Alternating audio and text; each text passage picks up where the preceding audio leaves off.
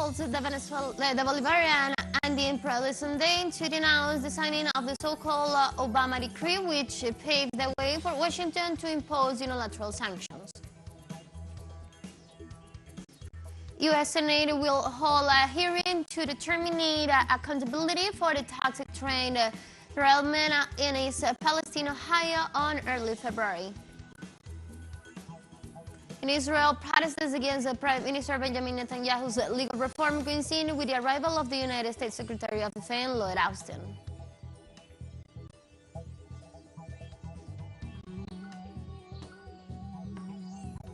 Hello, welcome to From the South. I'm Ana Marrero from the teleSUR headquarters in Caracas, Venezuela. We begin with the news. Stay with us.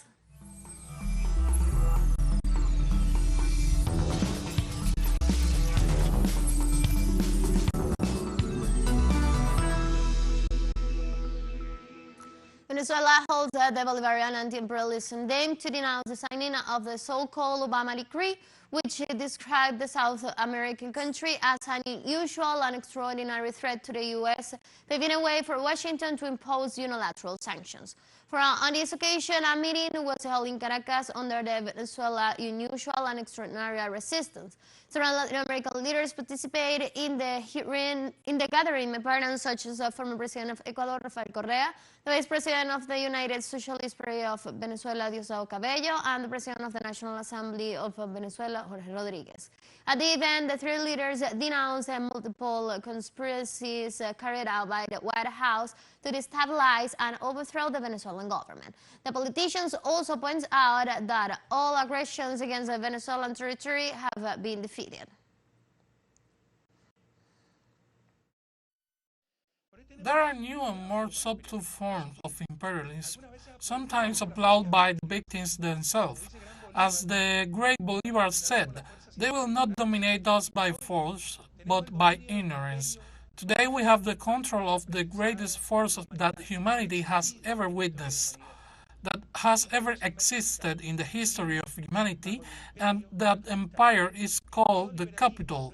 We live under the empire of capital. Neoliberalism, the new liberalism, that story with which they want to convince us is nothing more than a narrative in the interests of big capital.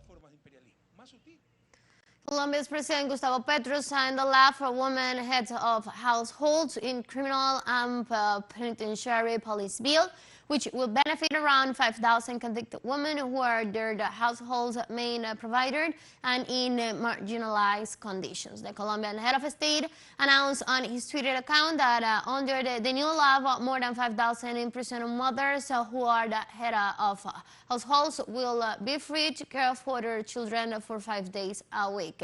From the Department of Chocó, President Petro said the main purpose of the law is to prevent thousands of children from growing up without affection and to show that things can be done. He also points out the measure's response to the historical demand regarding the unconstitutional state of the penitentiary system.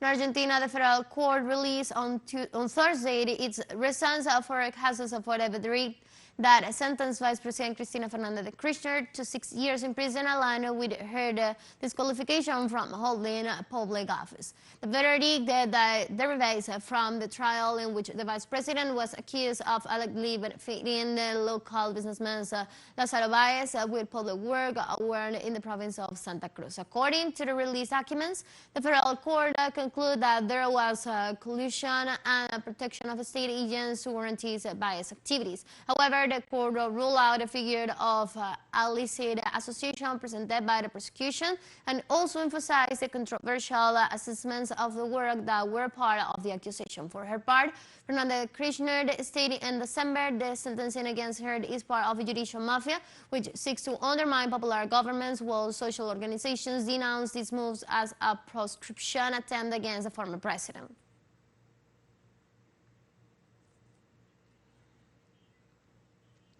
In this context, social and political movements held a vigil on Wednesday in support of the Argentinian vice president in front of the federal courthouse in the capital, Buenos Aires.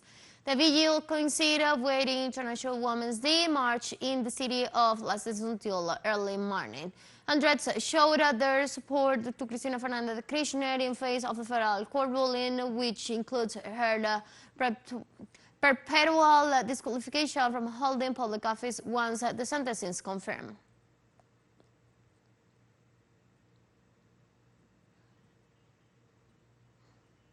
Cuba has agreed to host the third round of peace talks between the Colombian government and the National Liberation Army, also known as ELN. Both parties made the announcements in a joint communique issued from Mexico City. Representatives of both delegations extended their gratitude to the Cuban government and the people for their unconditional disposition and fundamental support provided to the peace-building efforts in Colombia. They highlight Cuba's permanent and neutral commitment to reconciliation efforts have demonstrated Ireland is a beacon of hope and peace for the rest of the continent.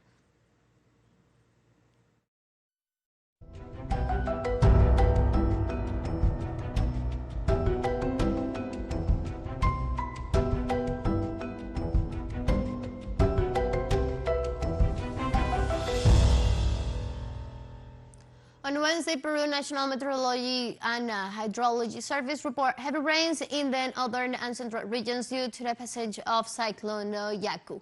According to the Meteorological Service, Cyclone Yaku is causing heavy rains in the regions of Tumbes, Piura, Lambayeque, La Libertad, Ancash, and Lima. Authorities have warned about danger of flooding and landslides due to the unusual phenomenon. Despite this, the weather agency detailed that the rains followed the forecast issued on Tuesday, as this low-pressure system of early rotation is associated with the warming of the sea surface temperatures and the second band of the intertropical convergence zone.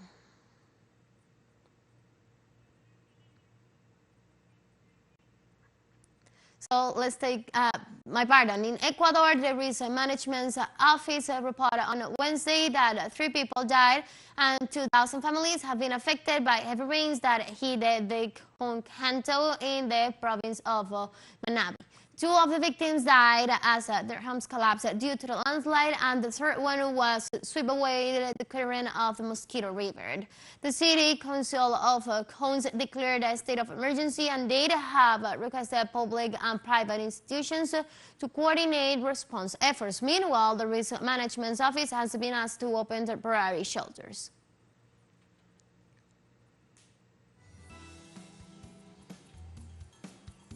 Let's take a very short break now, but remember you can now follow us on our TikTok account as teleSUR English, in which you will be able to see news in different formats, news updates, and more. Stay tuned for more news.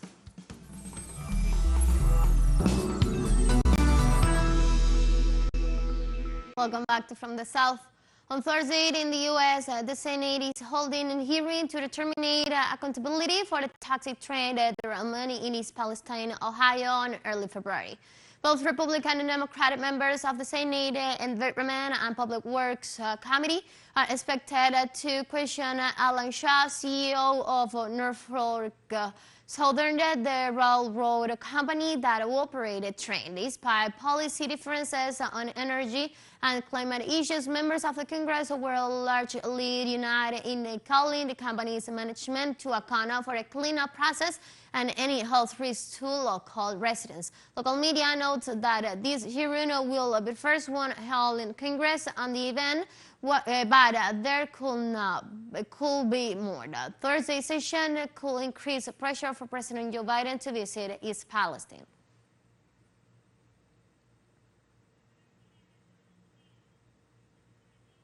The U.S. Congress has rejected a proposal to withdraw American troops from Syrian territory. 321 representatives voted against a proposal made by the Republican Congressman Matt Gaetz, who said his country does not play any role in Syria, a country which is not even a power in the Middle East. Only 47 fellow representatives of his party and 56 from the Democrat side voted in favor. The proposal first sought a withdrawal of 900 soldiers from Syrian territory within 6 months. During his presentation, Congressman Matt Gaetz acknowledged that the U.S. has provided weapons to rebels and that they have tried to build a democracy of some blood and militias in Syria.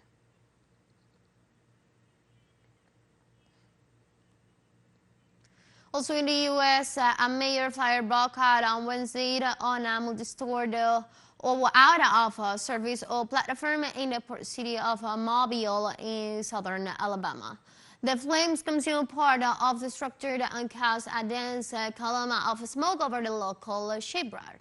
According to the Mobile Fire and Rescue Department, several squads responded to the disaster, which occurred shortly before 2 p.m. local time. The office indicated that a platform located in Mobile River housed a considerable amount of potentially hazardous materials such as diesel, hydraulic fluids, and oils, among others.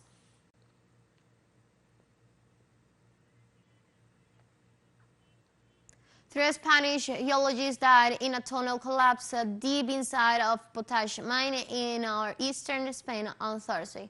Local authorities said the accident occurred inside the Cabanasses, the SYRIA mine at the depth of 900 meters. The efforts were ongoing to secure the mine and recover the bodies. The mine, around 80 kilometers northwest of Barcelona, is operated by ICL Liberia, the Spanish subsidiary of Tel Aviv-based ICL Group. An official from the Spanish company confirmed that 3 men were Spanish nationals and experienced geologists, and that 2 of them were the past graduate students at the Polytechnic University of Catalonia's Mensurs Engineering School.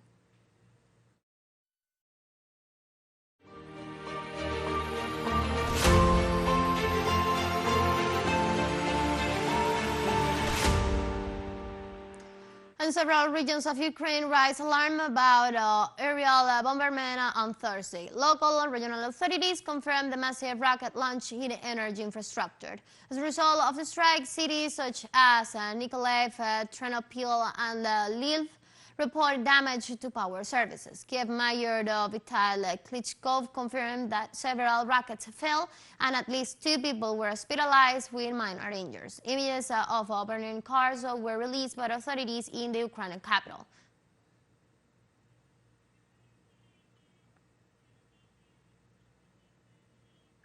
The Ministry of Security of the Federal Republic of Moldova, known as Transnistria, has reported that the Ukrainian Security Service attempted to assassinate. The prosecutor's office explained that the assassination attempt against Vadim Krasnoliki and other high-risk officials will have taken place in the Tiraspol, the country's capital. The plan outlined by prosecutors Anatoly Guterisk was designed to cause great damage.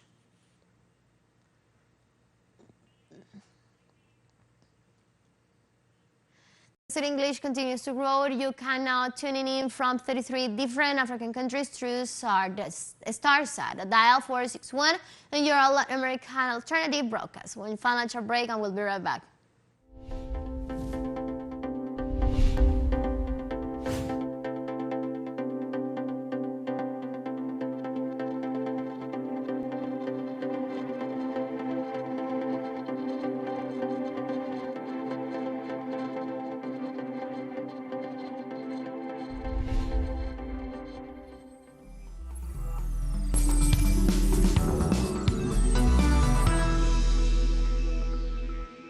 Welcome back.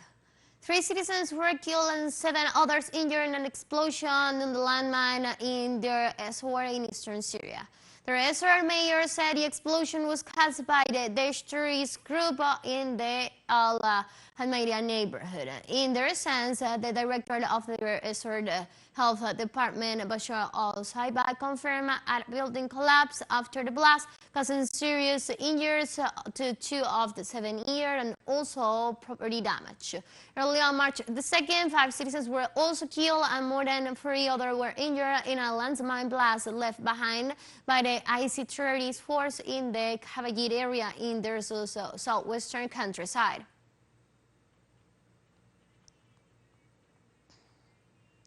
In Israel, continued protests against Prime Minister Benjamin Netanyahu's legal reform coincided with the arrival of the U.S. Secretary of Defense, Lloyd Austin. A planned mass rally in Tel Aviv by Israeli protesters opposed to the government's controversial reform plans forced a change of the venue for the Austin's talks, putting the international spotlight on Israel's domestic divisions. Demonstrators used their vehicles to block access roads to Ben Gurion Airport ahead of Austin's arrival. 9 straight weeks of protests have been held by the opponents of the reform plans, which will give politicians greater power over their courts.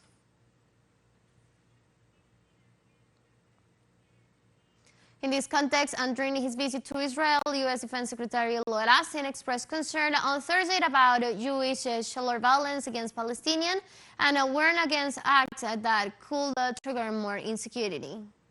And I am here as a friend who is deeply committed to the security of the State of Israel. But the United States also remains firmly opposed to any acts that could trigger more insecurity, including settlement expansion and inflammatory rhetoric. And we're especially disturbed by violence by settlers against Palestinians. So we'll continue to oppose actions that could push a two-state solution further out of reach. A special Israeli force unit on Thursday killed 3 Palestinians after opening fire at their vehicle at the entrance of the town of Jabba, south of the occupied West Bank city of Jenin. The Palestinian Health Minister identified the men of Suyan Frakon, 26, and Nayed Malaysia, 25, and Hassam Fashasha, 22, and said that they were shot by Israeli fire during the military operation.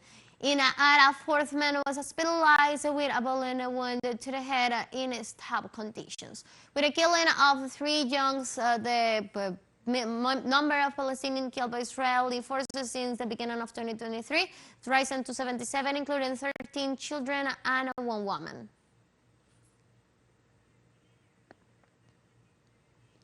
The Taliban governor of Afghanistan's northern Balkh province, Mohammad Wad Muslim, was killed in a blast at his office on Thursday. Black police spokesman Hasif Wasri confirmed that the explosion occurred around 9 a.m. local time inside the 2nd floor of the governor's office. He added 2 people died in the explosion, including Muhammad. Hussein further stated the cause of the latest blast was unclear, and so far there was no immediate claim of responsibility. Meanwhile, Taliban spokesman Sabulad Hayed said on Twitter that the governor had been martyred in an explosion by the enemies of him.